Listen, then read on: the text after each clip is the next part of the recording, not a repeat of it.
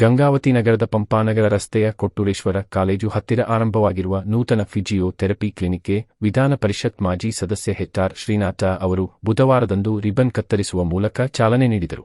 ನಗರದ ಪ್ರಮುಖರಾದ ಮಿರ್ ಇಬ್ರಾಹಿಂ ಖಾಜಿ ಸಾಬ್ ಇವರ ಸುಪುತ್ರಿಯ ಆಸ್ಪತ್ರೆಗೆ ಚಾಲನೆ ನೀಡಿದ ಹೆಚ್ಆರ್ ಶ್ರೀನಾಥ ಅವರು ಬಡರೋಗಿಗಳಿಗೆ ಉತ್ತಮ ಚಿಕಿತ್ಸೆ ನೀಡುವ ಮೂಲಕ ಆಸ್ಪತ್ರೆ ಯಶಸ್ಸಿನತ್ತ ಸಾಗಲಿ ಎಂದು ಶುಭ ಕೋರಿದರು.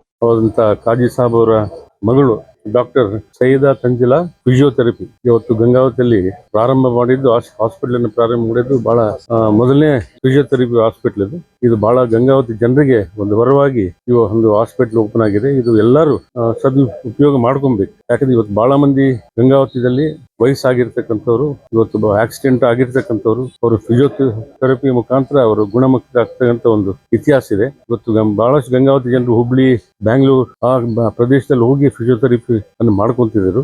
ಆದ್ರೆ ಇವತ್ತು ಗಂಗಾವತಿಯಲ್ಲಿ ಒಂದು ಒಳ್ಳೆ ಹಾಸ್ಪಿಟಲ್ ಅನ್ನು ನಮ್ಮ ಡಾಕ್ಟರ್ ಸೈಯದಾ ಅವರು ಮಾಡಿರ್ತಕ್ಕಂಥದ್ದು ಬಹಳ ಸಂತೋಷ ಸುದ್ದಿ. ಇವತ್ತು ಅವರ ಕುಟುಂಬಕ್ಕೆ, ಯಾಕಂದ್ರೆ ಅವರದೇ ಆದಂತ ಒಂದು ಒಳ್ಳೆ ಇತಿಹಾಸ ಇರ್ತಕ್ಕಂಥ ಕುಟುಂಬ. ಹಿಂದಿನ ದೊಡ್ಡ ಕಾಜಿ ಸಾಹೇಬರು, ಈಗಿನ ಕಾಜಿ ಸಾಹೇಬರಾಗ್ಲಿ, ಇವರೆಲ್ಲ ಬಹಳಷ್ಟು ಸಮಾಜ ಸೇವೆ ಮತ್ತು ನಮ್ಮ ಫ್ಯಾಮಿಲಿಗೆ ಬಹಳ ಹತ್ರ ಇರ್ತಕ್ಕಂಥವ್ರು.